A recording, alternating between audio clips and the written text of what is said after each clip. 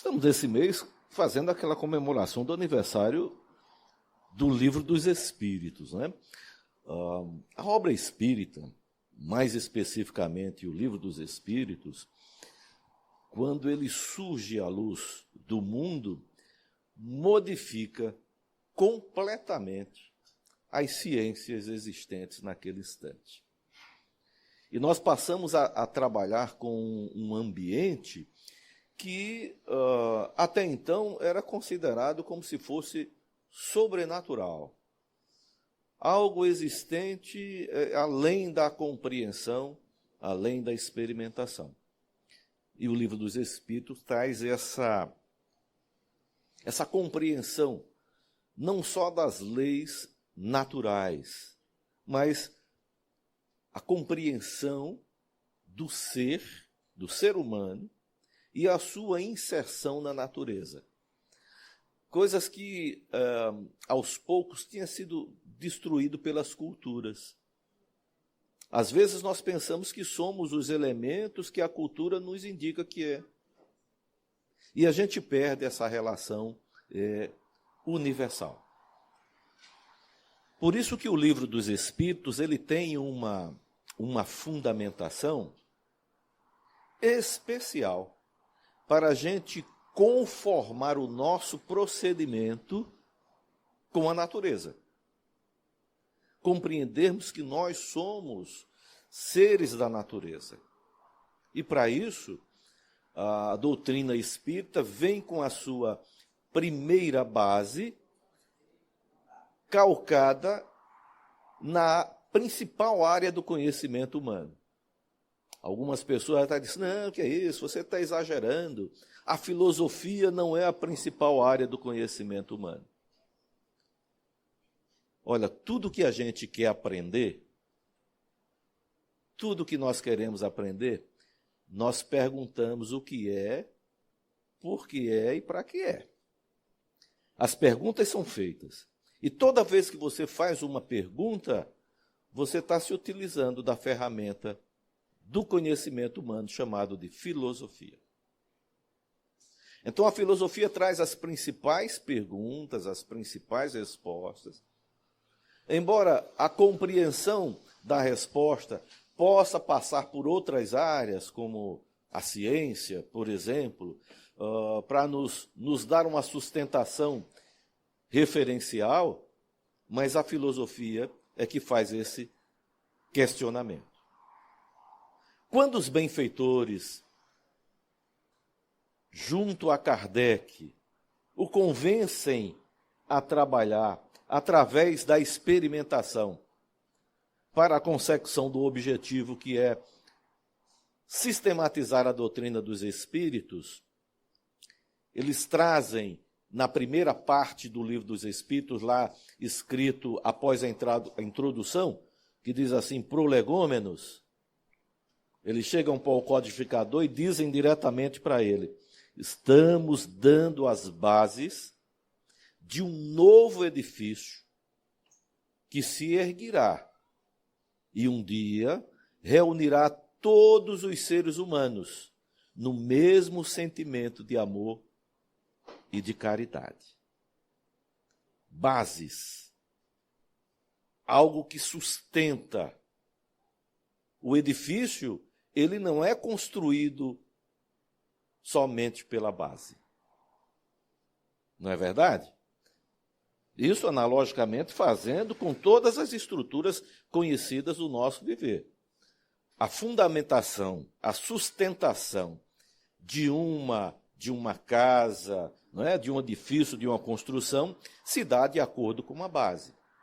Mas para prepararmos a base, é necessário que a gente tenha o conhecimento do que é que a gente vai construir.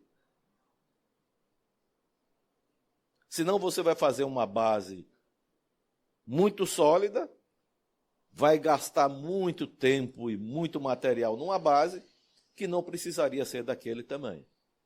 Mas para a base eu preciso saber em que terreno eu vou fazer a minha construção. E os benfeitores escolheram o terreno O terreno primordial hoje é a Terra, é o globo terrestre, com todos os seres inteligentes que ali se encontram. E como toda construção filosófica, é necessário nós partirmos de um princípio. E isso aceito e transcende, inclusive, a todas as culturas. Se eu quiser ensinar alguma coisa, ou se eu quiser aprender alguma coisa, eu tenho que partir daquilo que eu conheço para aquilo que eu não conheço. É assim para todo mundo.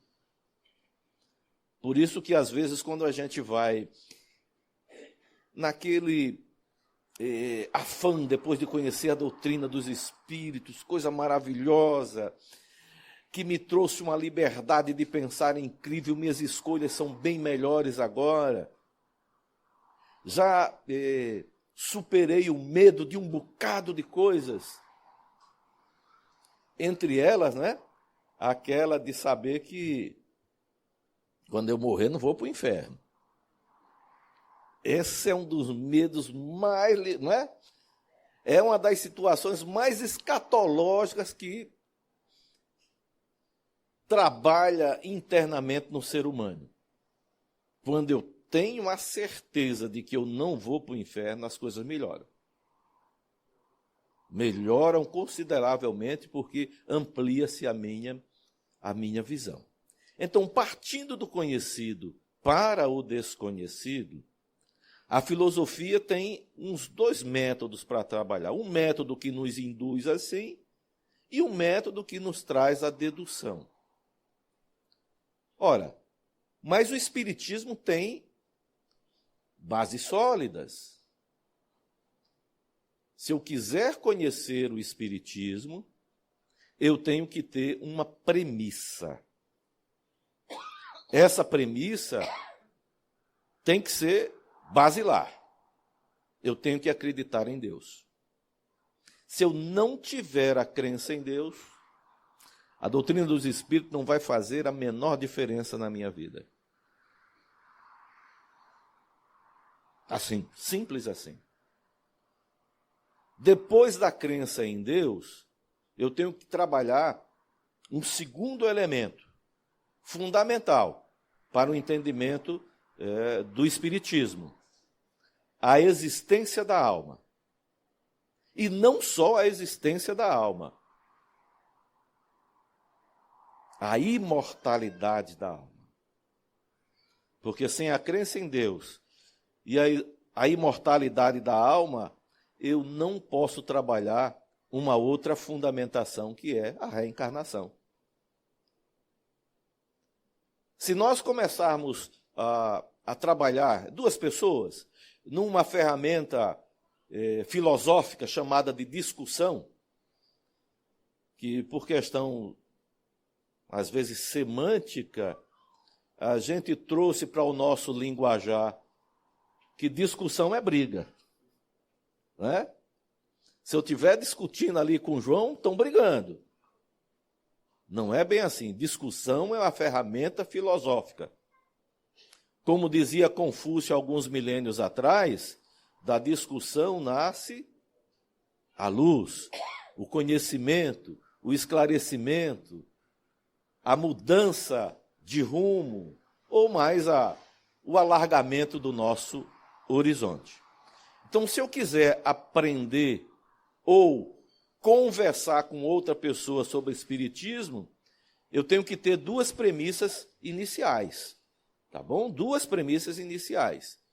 Primeiro, se a pessoa acredita em Deus, porque se não acreditar, nós vamos partir de pontos distintos e jamais a nossa discussão encontrará um denominador comum. Olha, o meu irmão, a minha irmã pode até acreditar em Deus, mas acredita na imortalidade da alma? Porque se não acreditar na imortalidade da alma, se for a pessoa, não, eu acredito em Deus, mas como na natureza tudo morre, morreu, acabou. Então a gente também já não pode ir mais além na fundamentação espírita.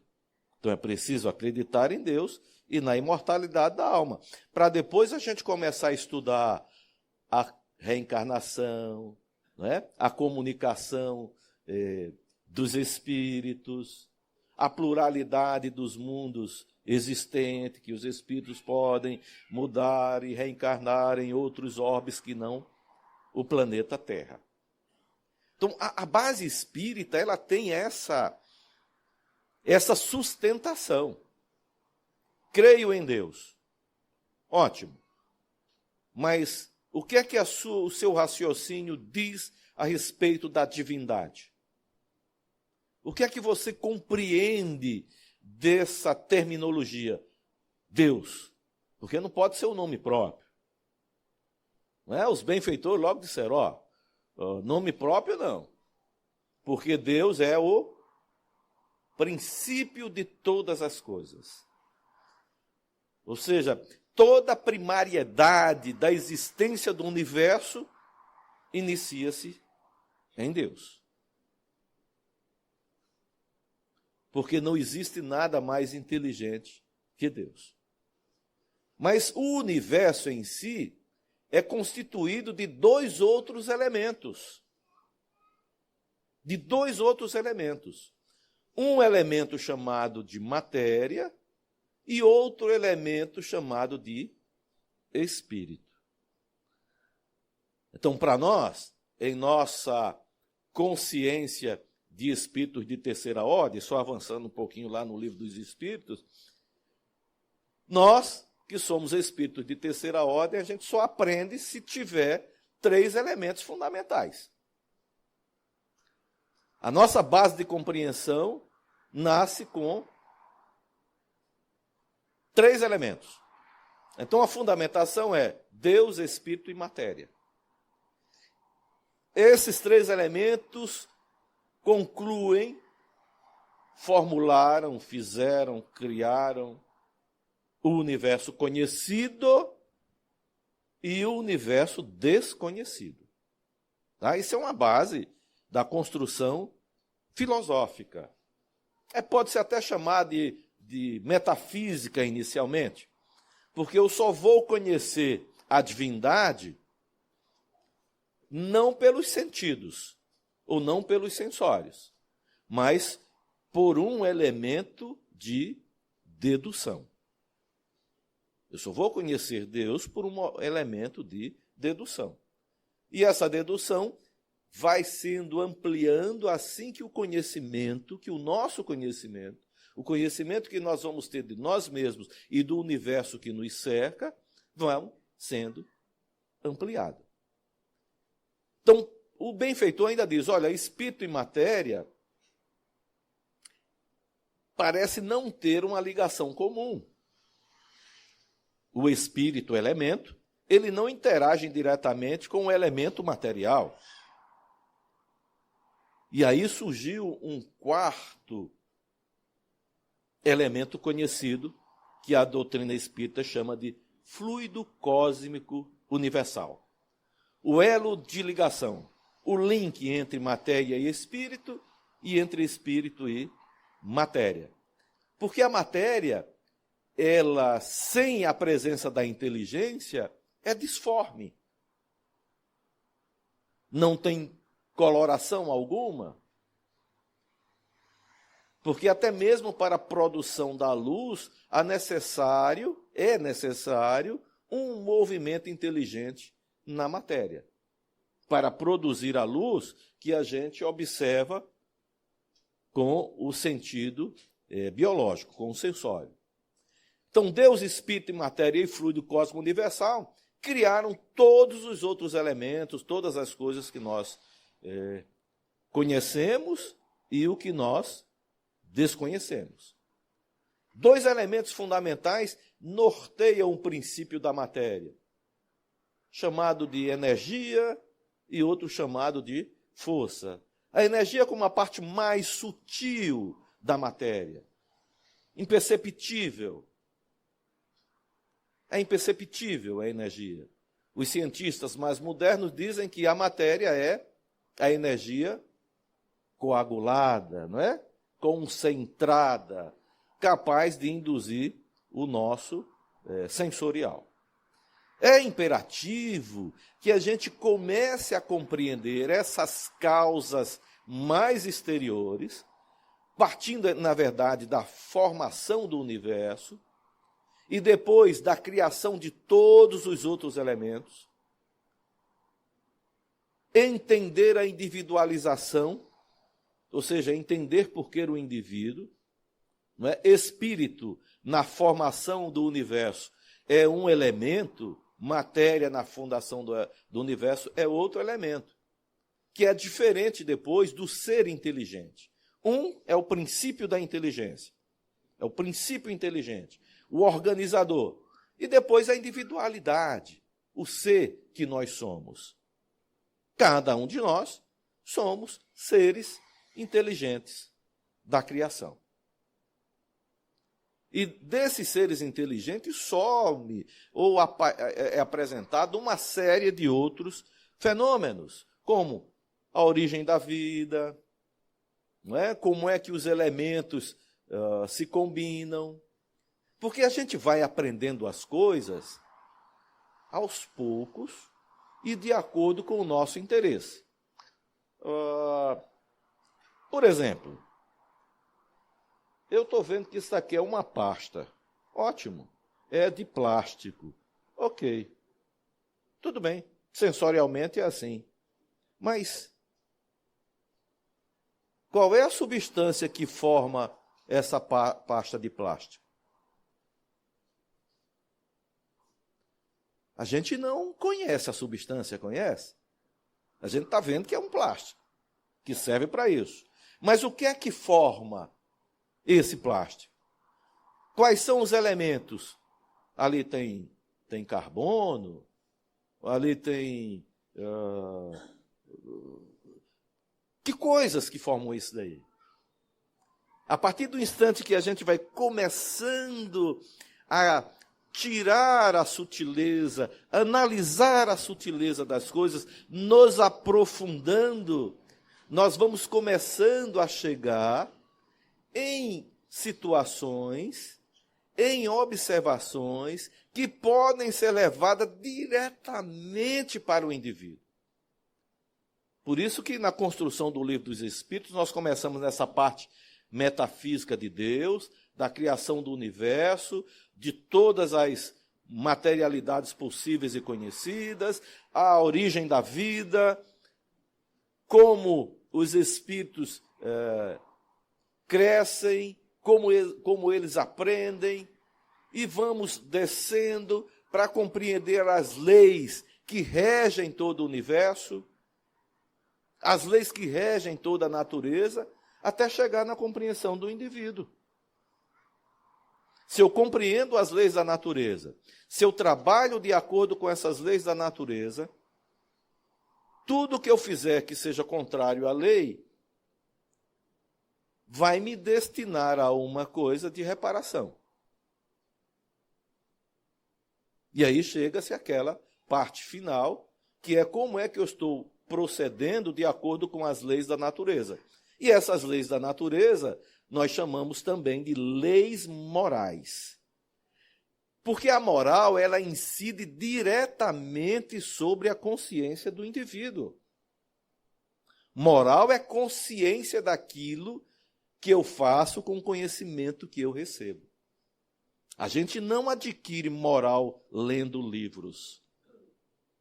A gente adquire moral trabalhando na praticidade e na prática do conhecido, que é a grande diferença entre informação e conhecimento.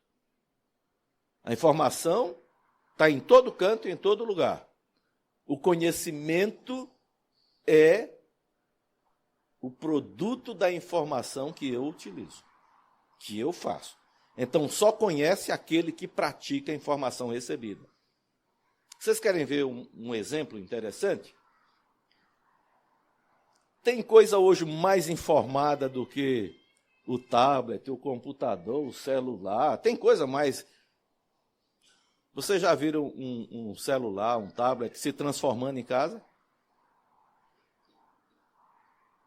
Ele vai continuar aquele aparelhinho desde que você comprou e daqui mais um dia vai ter que mudar, porque, né, a tecnologia fez outro. Entre nós e a tecnologia, existe um elemento fundamental. Chama-se emoção. O conteúdo emocional. Você bota lá no seu tablet, guerra da Ucrânia. Dá uma olhada lá para o tablet se ele vai ficar tremendo de medo, se ele vai começar a suar, se ele vai emitir qualquer situação emocional. Mas na hora que eu li assim, guerra na Ucrânia, a minha consciência trabalha, eu procuro um modelo para tentar me adequar àquela informação. Então, um conteúdo emocional que somente é traduzido em informação e emoção para a gente, para nós, e não para a máquina. E não para a máquina. Às vezes tem gente até que briga, né, com o aparelho. Para que está mostrando isso? Eu não pedi essas coisas. Não, mas o aparelho vai continuar. A informação tecnológica ela é importante para o desenvolvimento do indivíduo. Mas trabalhar o conteúdo informacional e emocional é trabalho nosso, é tarefa nossa. O filtro é nosso. E todos nós, indistintamente, temos o nosso filtro seletivo. A doutrina espírita nos ensina que as nossas principais mazelas estão dentro das nossas escolhas. O princípio está dentro da escolha. Eu sou o único responsável pela escolha que eu faço. Eu não posso passar a responsabilidade da minha dor, do meu sofrimento, dessas minhas agonias para a Soninha. E eu chego para ela toda dia, Soninha, a minha vida é desse jeito, veja o que é que você faz por mim. Viram ali no começo, quando ela falou, olha, água fluidificada, o passe e tal, aquela coisa toda.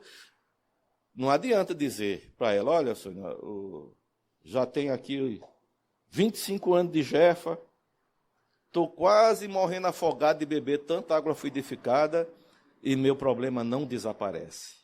E não vai desaparecer, porque não é a água fluidificada que vai resolver seu questionamento. São as escolhas que eu faço. E uma das fundamentações do Espiritismo, ali no Livro dos Espíritos, eu aprendo que eu sou responsável por mim mesmo. A responsabilidade sobre tudo o que acontece em meu derredor é minha. Normalmente, por conta da cultura, eu vou chegar ali no atendimento fraterno e vou dizer, olha, o problema é o pessoal lá em casa. Se não fosse a família que eu tenho, eu era feliz.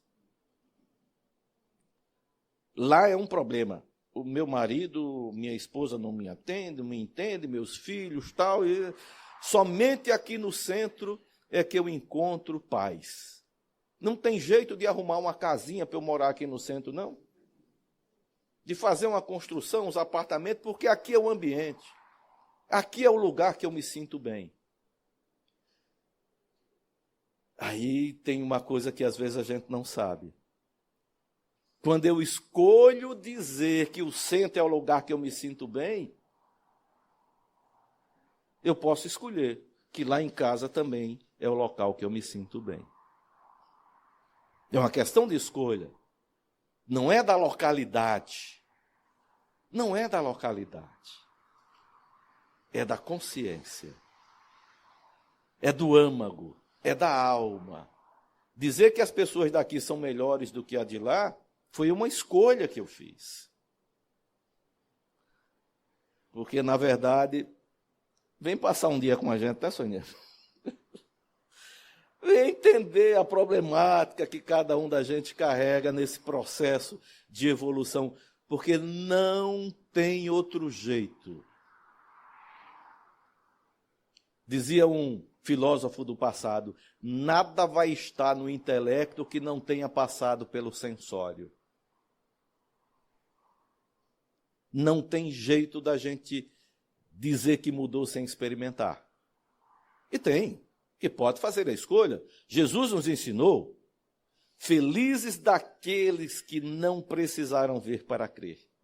Felizes daqueles que não precisaram passar pela experimentação para ter uma mudança, para ter uma modificação. Isso é conceito filosófico, mas a gente precisa vivenciar. Nós precisamos ter esse esclarecimento interior por escolha. Por escolha, assim como nós escolhemos estar aqui. Esse procedimento que a doutrina espírita nos orienta através dessa fundamentação, que um dia vai reunir todos os seres no mesmo sentimento. Vejam, o que é que os benfeitores dizem? Eles não disseram assim, olha, vamos fazer aqui um edifício, e nesse edifício daqui, quem não for espírita não vai se sentir bem. Não vai morar. Quem não for católico, protestante, jainista, budista, não vai morar. O mesmo sentimento de amor. A lei de amor é uma lei universal. Transcende a qualquer cultura, a qualquer aspecto cultural. Porque o amor é um dos atributos da divindade. Caridade. Não existe uma cultura que não pratique a caridade. Que não tenha uma fundamentação na prática do bem que não seja através da caridade. E a caridade requer aqueles 3 aspectos básicos que a filosofia espírita nos ensina. É preciso praticar o perdão, a indulgência e a benevolência. Porque quando eu perdoo, quando eu sou indulgente, quando eu sou benevolente, eu estou dizendo que cada um tem o direito de pensar e escolher como são as variáveis que o criaram, que o levaram até aquele aspecto, que o meu irmão e que a minha irmã têm vivências distintas, tem variáveis que o acometem que são diferentes das minhas. Isso eu tenho que aprender a respeitar. Esse é o primeiro princípio da caridade. Tratado por Confúcio, Lao Tse, Buda, Zoroastro, Maomé, Jesus. Faça ao outro aquilo que você receberia de volta. Esse é o princípio básico da caridade. Faça ao outro aquilo que você receberia de volta. Às vezes a gente confunde o ensinamento por não trabalhar no questionamento filosófico da história, e aí eu vou fazer para a Soninha uma coisa que somente eu gosto. Né? Aí eu gosto de camisa azul, de blusa azul e tal, e eu vou dar uma blusa azul à Soninha porque é a coisa melhor que eu gosto. Aí, quando eu entrego para ela, ela diz, eu detesto azul. Vou receber porque é você que está me dando. Então, não foi isso que os benfeitores disseram. Olha, faça ao outro, mas aquilo que é bom para o outro. E eu tenho que dar. Para ser bom, eu tenho que fazer sem olhar a quem. Sem escolher artifícios. Porque isso tem que partir da consciência experimental do indivíduo, para que isso seja caridade. E o bem, ele não deve ter fronteiras, não é? Não deve ser sectarizado. Porque a caridade, como diz, transcende a todas as culturas. Então, eu tenho que aprender a trabalhar dentro do processo filosófico comigo primeiro. E a gente não aprende fazendo referências ou inferências.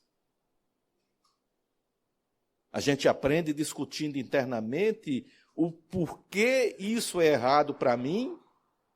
E observem cuidadosamente que diversas coisas que você diz que é errado para você, é certo para outros. Por que é que o outro entende que isso que eu digo que é errado é certo? Isso é uma formulação, uma discussão íntima, interna, para que a gente vá aliviando, para a gente entender que o que é da cultura é da cultura. E o que é da vivência espiritual, da consciência cósmica, da evolução do indivíduo, da permanência no processo evolutivo constantemente, é outra coisa. Mas repetindo, para atingir essa espiritualização, eu tenho que aprender a viver o material, o social, o contato entre as pessoas. E aprender desse contato, esse processo de evolução. Tá? Como diz os hinduístas, nós precisamos aprender a viver na matéria, mas sem ser da matéria. Tendo essa compreensão. Eu preciso ter essa compreensão, que é para eu poder praticar o chamado desapego, que consiste em nada desejar, mas também em nada rejeitar. Eu não posso dizer, olha, eu quero isso para poder melhorar. Às vezes a gente faz isso na cultura da gente, não faz? Nossos filhos, e nós mesmos anteriormente, né? Olha, você está doente, eu vou dar um refrigerante aqui a você porque você está doente. Só pode tomar Guaraná porque está doente, né? Ou, olha, vou dar esse presente aqui a você para você melhorar as notas na escola. Não leva a lugar nenhum. Não é? Quando a gente olha daqui, eu vou fazer a pergunta, bem filosófica, não é? Quem quiser responder, pode responder. Mas quem não? Quem foi daqui que fez tudo o que papai e mamãe disse que era para fazer? Normalmente é assim mesmo. O silêncio é profundo em toda a Câmara. Mas por conta de quê? Tá certo? Existem induções que nós criamos para nossos filhos que não fazem ressonância. Da mesma forma das induções que nossos pais nos fizeram, que não faz ressonância na gente. E a doutrina espírita, ela quer criar esse movimento espontâneo. Nós, seres humanos, aprendemos por repetição. Nós, espíritos de terceira ordem, aprendemos por repetição. E vejam que nós estamos repetindo algumas variáveis da nossa existência há muito tempo. Há muito tempo. Nós recebemos essa informação por intuição, por inspiração, por aconselhamento. Faça assim, você continua desse jeito, faça... E a gente só olha para o lado de fora. Não é? Nós só olhamos para fora. Quando o processo é olhar para dentro. E os benfeitores dizem, conheça-te a ti mesmo. Mas a gente sabe muito mais da vida de qualquer pessoa que está em derredor da gente do que a gente. Dá para a gente escrever um livro sobre cada personagem que faz parte do nosso ambiente. Mas sobre a gente não escreve nada. E pelo contrário, tudo que a gente escreve sobre o outro está onde? Dentro de nós mesmos. Qualquer observação que a gente faça exteriormente está dentro da gente.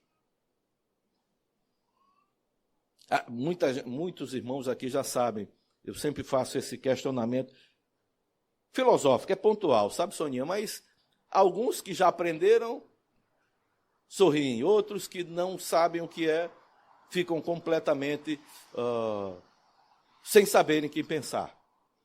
Eu pergunto, quem é que conhece Drosophila melanogaster? Quando a gente não sabe, não é? Quando a gente não sabe, não tem jeito. Porque eu não consigo pensar naquilo que não está dentro de mim. Eu não consigo jamais emitir qualquer opinião sobre aquilo que não está internamente na minha consciência. Não tem como. Então, daí façam a dedução. Quando eu digo que uma pessoa é chata, onde é que está o chato? Né? Quando eu digo, olha, isso não presta, onde é que está o que não presta? Se eu não souber o que é que não presta, se eu não souber o que é o chato, não vou ter nenhuma opinião a emitir. É assim que os benfeitores nos preparam para essa coisa magnífica que é o processo de evolução, que consiste e coincide exatamente com o conhecimento interior. É por isso que eu preciso descobrir quais são as minhas deficiências e quais são as minhas potencialidades. Quando eu vou trabalhar nesse nível do conhecer, eu tenho que estandardizar as coisas, eu tenho que aplainá-las, eu tenho que colocá-las à mesma superfície. Eu preciso utilizar aquilo que eu tenho consciência de que faço melhor, para me auxiliar naquilo que eu sei que é deficiente. Para que a minha deficiência não supere as minhas potencialidades. O mundo leva-nos a um equilíbrio. Não é que as coisas ruins todas estejam dentro de mim, mas se eu reconheço que uma coisa é boa, é porque aquela coisa boa também está internamente. O Espiritismo nos leva a fazer esse processo de reflexão. E quando a gente faz essa reflexão internamente, olha, e o modelo tem que ser contemplativo, tá? Contemplativo. Mas por que contemplativo? O pessoal dizia que contemplar é negócio de ocioso, de preguiçoso. Não, pelo contrário. É onde nós vamos descobrir muita coisa. A inferência e a referência nos deixam sempre no passado. A contemplação é a base para a gente construir o futuro, vivendo o presente. Então a gente deve aproveitar o movimento inicial da Terra, movimento que é constante, não é? Não é inerte, é inércia. Ah, mas a inércia é um negócio que a pessoa que está ali está parado, não está fazendo nada. Pelo contrário, você sabe que o movimento inicial da Terra corresponde aí a uns 100 e tantos mil quilômetros por hora. É, assim mesmo.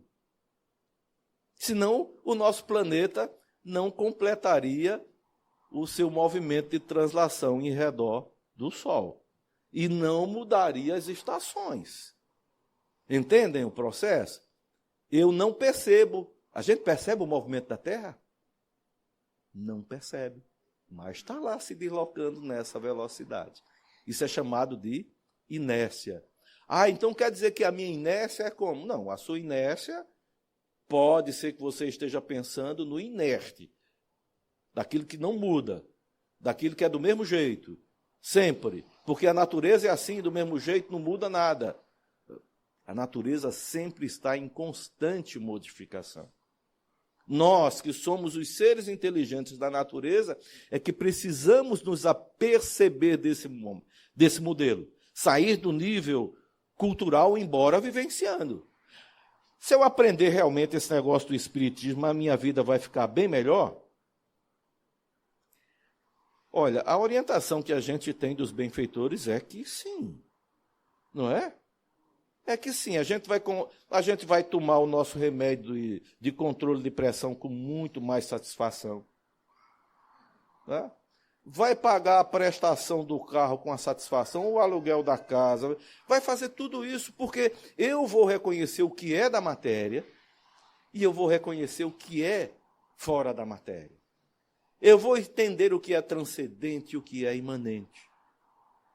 Eu vou começar a trabalhar comigo mesmo e no momento que eu sou feliz, eu vou transmitir felicidade para aqueles que estão em meu derredor. Eu vou entender porque os mestres sempre disseram que brilhe a vossa luz. Traga sempre na sua consciência, dentro de você, na sua emoção, no seu sentimento, no seu coração e na sua vibração, coisas boas. Emita sempre pensamentos bons. E isso vai contagiar o outro. Ficar no mesmo ambiente de felicidade, claro, é o outro que escolhe. Mas traduzir, transmitir, fazer com que essa felicidade esteja no ambiente como um todo, é dever meu. Isso tem que estar na minha consciência, no meu coração. E eu faço isso espontaneamente, utilizando-me do pensamento e da vontade, porque isso são escolhas. Não é o benfeitor que vai chegar junto de mim e irradiar uma vibração tal, e eu vou sair feliz para o resto da vida. A expressão é que brilhe a vossa luz. Mas se eu não conseguir brilhar a luz, então seja pelo menos transparente, para a luz passar inteira por você. Não criar nenhum obstáculo, não desviar ninguém do caminho. Pelo menos faça isso. E se assenhore enquanto você vai pensando na sua modificação. No que é que acontece conosco no nosso dia a dia. Então, daí a necessidade da gente conhecer o gigantesco, tá? O princípio de tudo, ter essa aproximação com Deus, sabendo que nada da existência que acontece no universo acontece sem a divindade. Alguém pode dizer assim, mas eu faço coisas que não tem nada a ver com Deus. Tem até um ditado popular, olha, você faz coisas que Deus duvida. Você teria que ser, superior à divindade, para ela duvidar dela mesma. Não, você faz coisas porque tem na sua consciência ainda a premissa da crença na divindade. Às vezes eu digo que eu acredito em Deus para poder vir aqui, Imagina se você... Tudo bem, você acredita em Deus? De jeito nenhum, eu estou vindo para cá só para fazer um buruçu. Não, mas por que você diz que acredita em Deus? Porque é melhor, rapaz, tem um pessoal lá que conversa bem, eu gosto da conversa deles e tal, aí eu tenho que dizer isso. Não serve, não funciona por muito tempo. Porque você vai estar no meio que você não se agrada. E que você vai sair. De repente, vai acontecer uma situação que vai tocar exatamente na sua fundamentação, na sua alma. Então, há necessidade dessa reflexão, desse movimento de especulação. É bom quando a gente discute, quando a gente conversa, que vem uma orientação dali, que eu disse, poxa, eu nem pensei, conseguia pensar sobre esse detalhe. Não é? É bom quando a gente recebe uma orientação lá dos benfeitores espirituais, nos dão uma resposta, e às vezes a gente faz assim, poxa, quem devia ouvir isso era fulano, né, Sonia? Quem devia ouvir isso era fulano. Mas eu tento trazer para cá, ele não vem, mas não vai vir, não tem tempo ainda. Não tem como a gente forçar. Agora, pelo exemplo, e aí é onde vem aquilo que sensibiliza todo o sensório. Tá? Entendam, quando eu falo sensório, eu estou falando dos órgãos dos sentidos mesmo, tá? Porque a maioria da gente é sensorial, sim. Nós conhecemos um pouquinho mais o corpo do que nós mesmos. A maioria da gente diz que eu sou o corpo que tem. Quem é você? Fulano de tal, CPF tal, nascido de tal data. Tá? Porque isso é orgânico, é o que eu estou acostumado, é o que eu estou vivenciando. E é essa vivência que afeta, na verdade, a expansão do conhecimento. Mas também é essa vivência, na verdade, que vai facilitar a expansão do conhecimento. Então, eu preciso simplesmente aproveitar da minha condição de filósofo, e cada um de nós somos filósofos que Sócrates duvida. Aí, tá bom? Pode ter certeza disso. Porque a gente vai fazer enunciados da vida e de soluções da natureza. Sócrates, Platão, Aristóteles, esse pessoal vai dizer, poxa vida, aquele pessoal lá do século XXI, aqueles são os... Né? Eles é que sabem das coisas.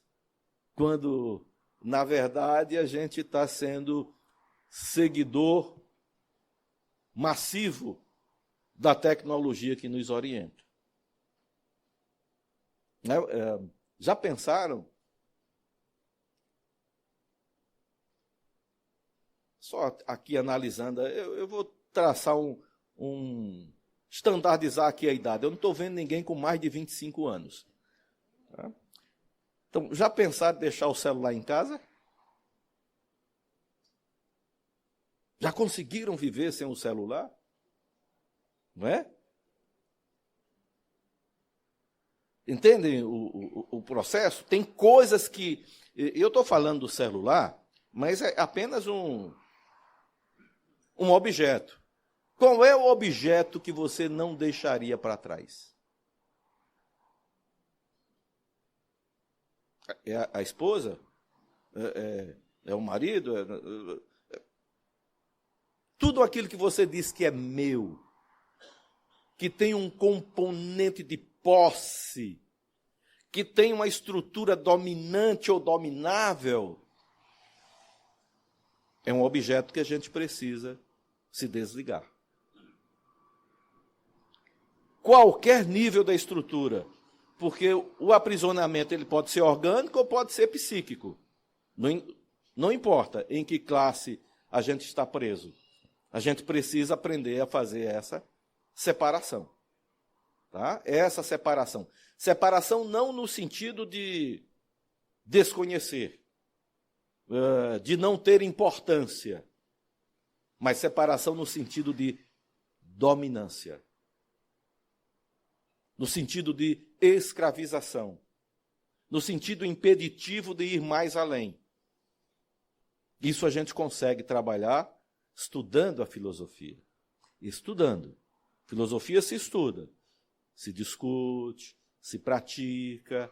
Tá? Se eu não tiver condição de andar agora, espera um pouco. Diga para você mesmo, olha, não tenho condições agora de ir mais para frente.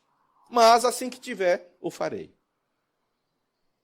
Já é o primeiro sinal de que eu tomo consciência daquilo que eu preciso modificar em mim mesmo. E criar essa relação do bem. Porque se eu não estiver bem, como é que eu vou saudar o bem no outro irmão? Antigamente, os nossos pais nos diziam, né, Soninha? Olha, você tem que cumprimentar as pessoas, né? Bom dia, boa tarde, boa noite e tal.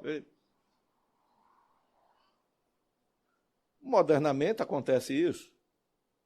Não acontece, né? Porque parece que o indivíduo aprendeu que para eu chegar para João e dizer assim, bom dia, João, eu estou dizendo para ele, João, que o seu dia seja tão bom quanto o meu. Mas eu faço isso por obrigação. Bom dia, João. Isso, mas tomara que não preciso mais dizer isso a ninguém. Porque Juju, que é o papagaio que eu tenho em casa, dá bom dia, dá boa tarde, dá boa noite. E eu tenho certeza que ele não diz que o dia dele está sendo... Não é? Tenho certeza. Porque o processo não é apenas da repetição mecânica, mas da espontaneidade que você vai adquirir com a prática que fez. São diferentes as relações, tá? São diferentes as relações. Porque, embora humanos com a mesma constituição física, com os mesmos elementos químicos que conformam a organização biológica de cada um, nós temos as variáveis emocionais que são distintas, que são completamente diferentes. Passa um veículo ali na avenida, dá um freio brusco, eu aqui tomo um susto, meu Deus, o que foi que aconteceu? E já mudo completamente a minha reação orgânica. Ou buzina rapidamente ali, o que é que está... E para outros nem está passando. Eu alertei agora porque teve muita gente até que esqueceu o barulho dos carros ali, não foi não? Estavam tão concentrados que nem sabia que tinha uma avenida ali. Mas isso é importante. Se a gente quiser trabalhar algo diferenciado, se a gente quiser trabalhar mais internamente, a gente tem que parar o barulho orgânico. A gente tem que parar o barulho sensorial, para a gente dirigir as nossas ações, a nossa ação e a nossa atenção para aquilo que nos interessa. Isso é um conteúdo e um comportamento filosófico, tá? Discutir com você mesmo. Agora, se forem fazer essa discussão interna, íntima, com você mesmo, faça dentro de casa com a porta do quarto trancada, né, para que outra pessoa não veja, né, para depois não chamar o psiquiatra. Está começando a falar com ele mesmo, sozinho, discutindo e tal. Não porque, na verdade, traz algumas complicações. Né? De preferência com outra pessoa presente, né, Soninha? Olha, não quero que você diga nada, mas só me escute, porque eu mesmo faço as perguntas e respondo. Mas por que tem outra pessoa ali? Para ninguém me chamar de doido. Não é? Mas você vai fazendo esse movimento. São movimentos, gente, espontâneos, que não necessita obrigatoriamente de você ter acesso a uma religião. Mas aos poucos vai despertando a religiosidade que tem dentro de você. E aos poucos você vai trabalhando a eficiência caridosa que existe dentro de cada um da gente. Eu tenho certeza, e poderia até considerar como verdade, que todos nós aqui indistintamente temos o coração sensível ao bem. Todos nós temos essa semente do bem plantada em nosso coração, que nos motiva a fazer uma reação ou uma realização de um ato caridoso, seja em que nível for. O que a gente necessita cuidadosamente é pegar essa sensibilidade e transformá-la em algo efetivo. Pegar essa sensibilidade, que parece uma centelha, uma semente minúscula, e produzir frutos. E produzir frutos. Uma coisa eu posso dizer, a consciência não tem idade. A consciência não segue o movimento de translação da Terra. Nem tampouco o movimento biológico.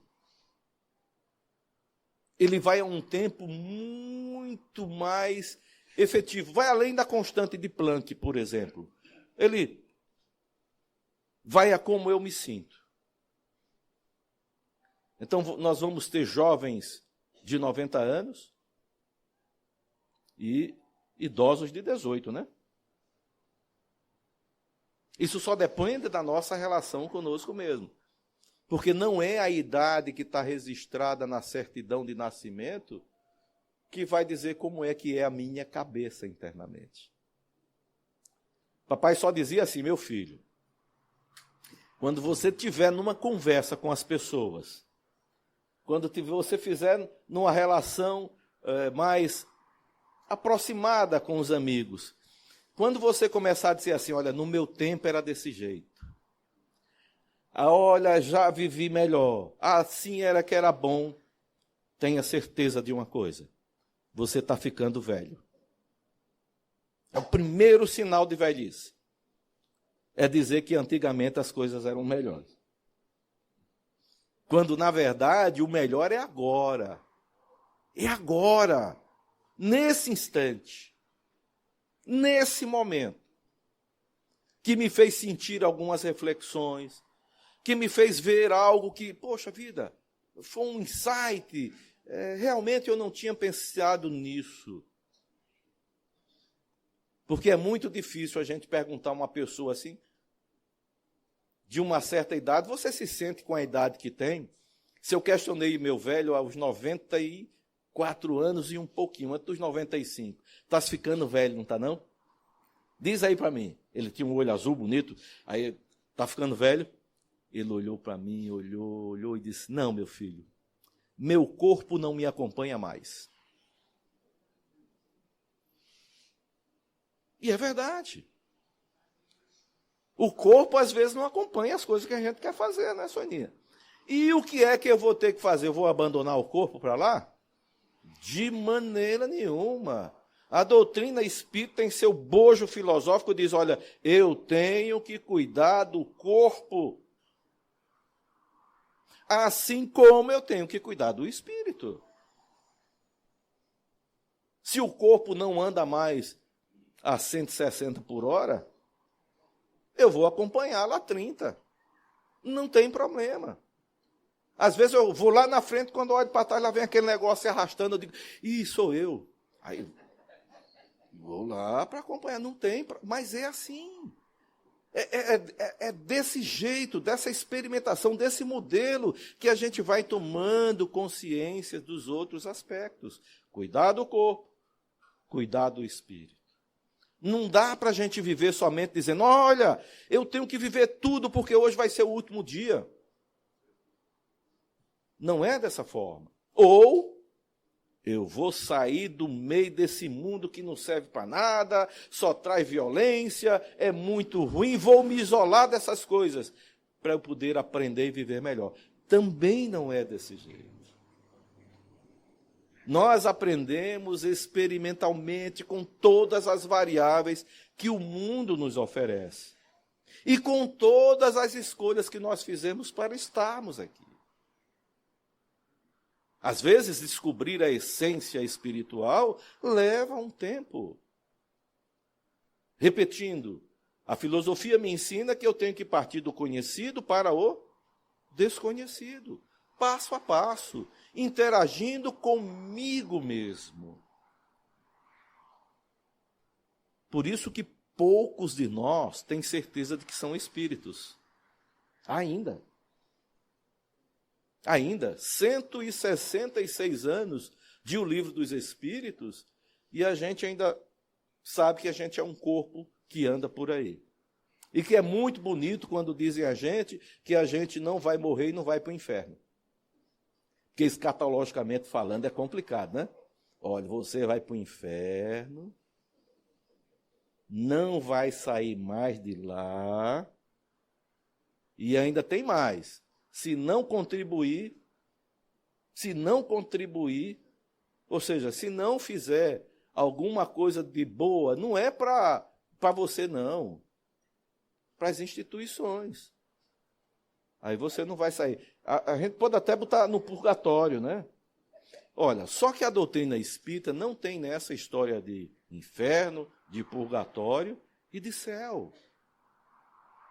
Nós trabalhamos com as escolhas que nós fizemos. Se eu tiver certeza disso na minha consciência, isso faz fazer uma diferença incrível. Se eu tiver a certeza na vida futura, se eu tenho certeza da imortalidade da alma, boa parte das complicações que nós trazemos agora, nesse instante, que nos afetam tanto, vão ficar mais leves de ser transmitidas, de ir mais adiante. Porque eu sei que o tempo não acaba agora. E que o corpo, na verdade, olha que beleza, quando a gente dá uma olhada assim no auditório e vê tantas roupas diferentes, né? É a mesma coisa com os espíritos, com nós espíritos. Nós vamos trocando de roupa a cada reencarnação. Vamos ter outros atributos, né? Não vai ser só essa roupa, nem essa coloração, vão ser mais e mais experimentações que nós vamos levando. Mas para isso eu tenho que ter essa cognição. E para aprender esse modelo, nada melhor no nosso planeta, na atualidade que nós nos encontramos, que estudar o livro dos Espíritos. Estudar o livro dos Espíritos. Porque ele não tem só a base da transformação do ser, mas a base do edifício que vai reunir todos os seres num mesmo sentimento de amor e de caridade. Estejamos todos em paz.